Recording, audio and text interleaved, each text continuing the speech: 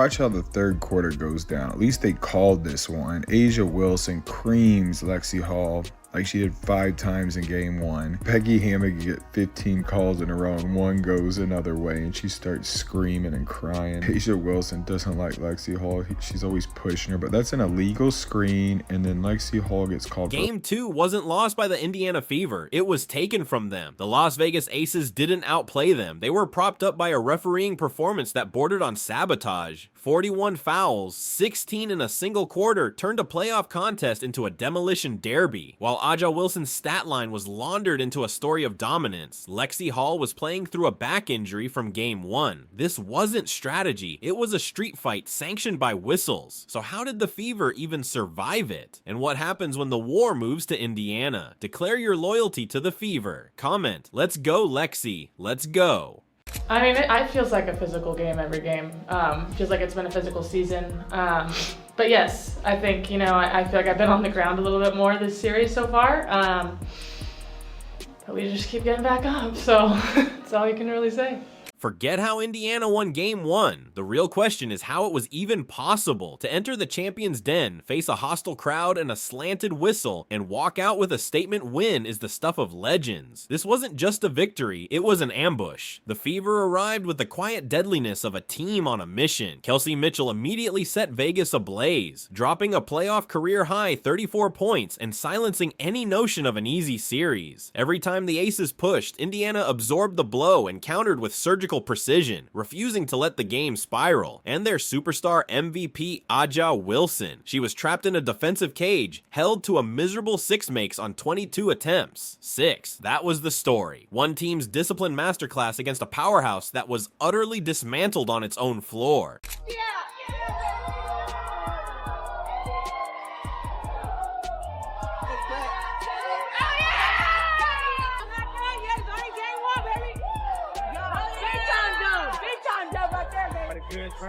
Take that. Hell yeah. Hell yeah. That's one. That's one. That's one. Yeah. That ain't song and dance to me, man. I'm just grateful, man. I love basketball. I love playing with my team. So let's take what we can get. What made that win so profound was the context. It happened in Vegas. It happened with the whistle already favoring the home team. It happened against a media narrative that had already crowned the Aces. Yet the Fever didn't just win, they delivered a 16-point beatdown. Fans saw the cracks in the facade. The foul count felt suspect even in a blowout, but the sheer scale of the victory overshadowed the controversy. The bias was present, but it was rendered irrelevant by Indiana's flawless execution. A'ja Wilson, look at that foul they called for. Yeah, saved her. That's some bullcrap. I love Aaliyah Boston. Great job today playing defense. Look at that. Another foul. Bailed out by the refs. I get pissed off. This is the worst one. They call this a jump ball. How is that a jump ball? Nobody even had possession. Aaliyah Boston, that's anything is over the back.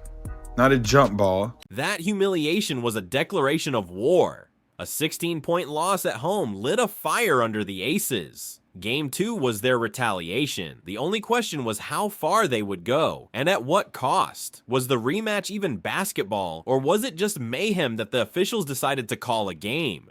And A'ja Wilson and the Las Vegas Aces lose Game 1 on their home court to the Indiana Fever, 89-73. The Indiana Fever were in control of this game from start to finish. From the opening tip, it was clear. This was about intimidation, flailing elbows, hip checks on every possession, and a complete failure by the officials to establish control. What should have been a showcase of talent became a 41-foul slog, punctuated by a whistle that seemed to only hear one side of the story. The third quarter alone saw 16 fouls, a stretch designed to break Indiana's spirit. Every glimmer of momentum was snuffed out by a stoppage that consistently benefited the Aces. React. And then look at this. This one, their arms lock up, but you gotta let go at some point. Like, you can't bring the person closer to you and just stay locked in while the offensive player is trying to get the rebound. But we know A'ja Wilson only receives fouls. They came out throwing arms. This wasn't just physical play, it was a strategy of attrition. Players were hammered on cuts. Defenders led with their bodies instead of their feet. The court became a hazard zone. The foul count alone doesn't tell the story. It's how those calls systematically destroyed Indiana's up-tempo identity. A team built on flow and ball movement was dragged into a mud wrestling contest. While Vegas lived at the charity stripe, the Fever were forced into a choppy half-court offense they were never built for. So why don't you think you were able to find any flow, and when that was the case, what are you trying to do to jumpstart things, maybe on the defense? Well, it's hard for us to find flow when there's a foul call every 10 seconds. I mean, it just really is. You know, and when they're at the free throw line, we can't get up and down the floor, and that's a challenge. They were much more aggressive and physical defensively. And you know, we didn't counter that with our off-ball actions or with our back cuts. So they took us out of our comfort zone. I mean, offense is about rhythm, it's about timing, it's about spacing. We allowed them to do that, and they kept us from doing it. Lexie Hull should have been on the bench in street clothes. A game-time decision with a back injury from Game 1. She willed herself onto the court only to become a moving target. You could see the strategy in real time. Bump her, hit her, send her to the floor. And her response? She delivered 5 daggers from 3-point range, tying a franchise playoff record. It wasn't a pretty performance. It was 5 acts of pure rebellion. Her post-game admission, "I'm feeling sore still. We're just pushing through," wasn't a complaint. It was the sound of a warrior who refuses to break. Yeah, Lexie, obviously you were a late add to the injury report today. Just how are you feeling this morning with your back, and what do you have to do to be able to play? I mean, I'm feeling sore still, but I think just a lot of treatment, trying to get, you know, our bodies as ready as we can be. Part of playoffs, I think, for everyone is it's the end of the season. Everyone's a little fatigued, everyone's a little sore. So just trying to go out there and do the best I can. Yeah, a lot of treatment with our trainers. I'm really thankful for them to spend a lot of time with me today, a lot of time with me yesterday, getting me ready for tonight. Meanwhile, the national narrative ignored this heroism. Instead, it built a monument to Aja Wilson's stats, numbers accumulated through brute force and favorable calls. The headlines screamed dominant, but viewers saw something else. A player allowed to bully her way to the rim while her opponents were penalized for standing their ground. Dominance is not the same as a lopsided rule book. This is what happened. They cut it to 8 and they get 4 fouls in a row. That was not a foul. That was not a foul. This is crazy. 4 consecutive fouls. So from 8, it goes to 13 really quick, and the rest was history. It looks like Howard got hit in the arm by 2 players. They don't call foul. It was a shot clock. But the rest of the game were just a whole bunch of fouls being called, people flying. Aaliyah Boston weathered a storm in the paint all night. She grabbed 13 rebounds and scored 10 points. But every one of them came with a price. Hits to the ribs and shoves in the back when ignored. Touches in the post that should have been free throws became no calls. This is a third-year player carrying herself like a hardened veteran, fighting for every inch and refusing to complain. Her stats look solid, but they represent a night of pure survival. Yeah, I mean, it's how you look at it. It looks, honestly, by some of the fouls and the way it was going, it looks like we were almost too physical, but yet at the same time, I feel like we have to be able to get that on the other end. I think, you know, sometimes when you just look at the game as a whole, when you look at the way that it works, sometimes you manipulate it to different ways and you have smaller matchups. So, I mean, I just don't think it's really possible all the time for some of those smaller matchups to really do such a clean job of that. But hey, I'm here to hoop, so none of my business. And while the Stars absorbed the punishment, Odyssey Sims was the creative engine in the chaos. She poured in 18 points, navigating a relentless gauntlet of double teams and uncalled hacks. She turned broken plays into points, only to have the game's rhythm shattered by another whistle. Her frustration was visible, but her fight never wavered. For every cheap shot Vegas landed, Sims answered with a bucket. Lexie Hull kept her out of that space as much as she would have wanted to. She did end up with 19 points. 7-0.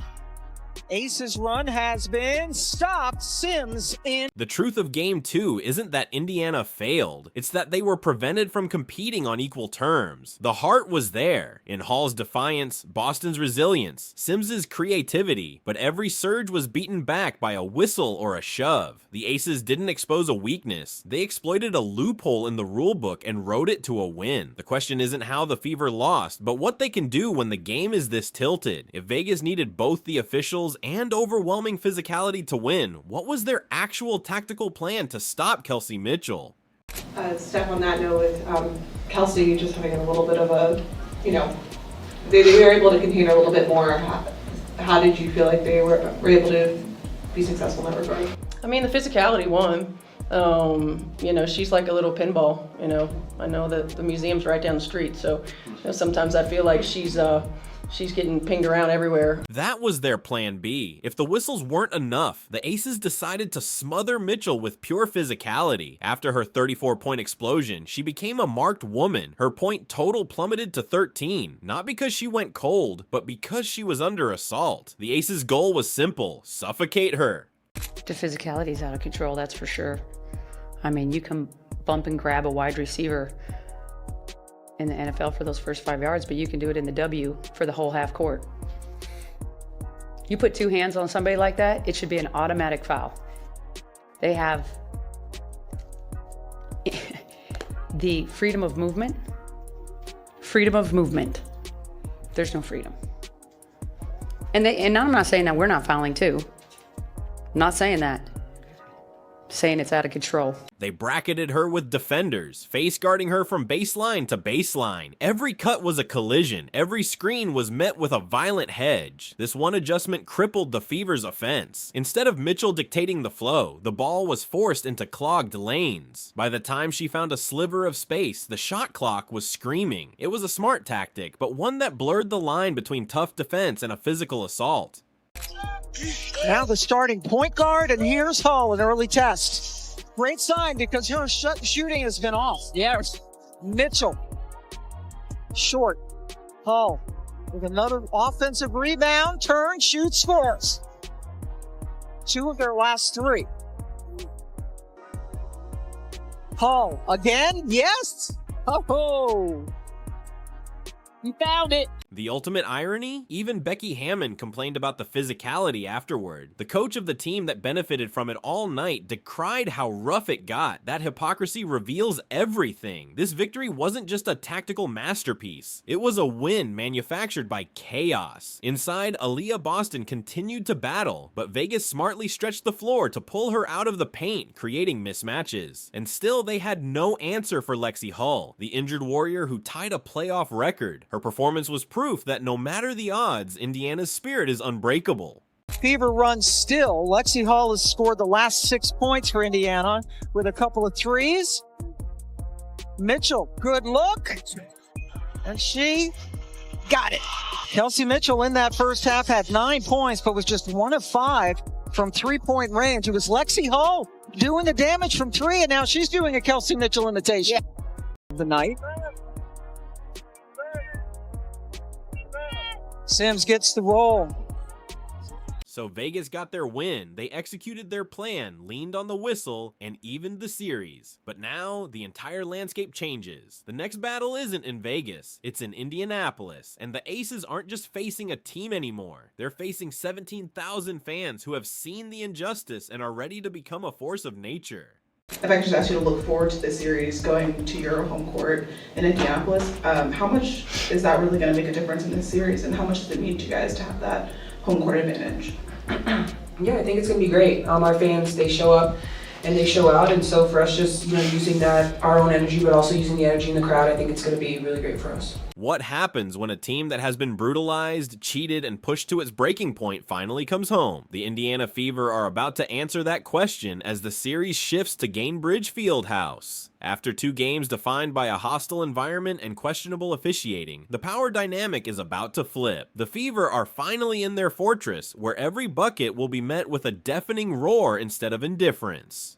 Yeah, we're excited. I know the last time it was the first playoff game in a really long time, so to be able to have 2 more for our fans that have been there with us all season, I'm really excited for that, and we definitely do feed off of their energy, so we're really looking forward to it. Gainbridge isn't just a building, it's a weapon. We've watched opponents wilt there all season under the relentless pressure of the crowd. The momentum swings that vanished in Vegas are born in Indy. There are no quiet moments, and while Vegas used its crowd to fuel its aggression, Indiana will use theirs as a shield and a sword. Even Becky Hammon admitted her team struggles there. That's because 17,000 fans become the judge and jury on every call. Officials can't ignore the contact on Boston when the building shakes. They can't overlook the body checks on Hull when an army is demanding accountability. That's the real home court advantage. For the Fever, this is their moment. The bruises from Vegas are now badges of honor. The frustration from the whistles is now fuel. We've seen this team, down and counted out at home, rise up and feed off the crowd's energy to become an unstoppable force. Games 3 and 4 aren't just playoff games. They are the moment the Fever turn their pain into power. The Aces are walking into a building where every mistake is magnified and every Fever run feels like an earthquake. They may have stolen Game 2 with bruises and whistles, but Indiana's will was never broken. What happened in Vegas will not follow them home. Now, the Fever have their weapon, and it is loud, fearless, and impossible to ignore. Aaliyah Boston and Lexie Hull are ready. If Indiana could do that much damage on the road, imagine what's coming now. Show your support for the Fever. Let's go, Lexie. Like, subscribe, and turn on all notifications. Click the video on the screen, and we will see you in the next one.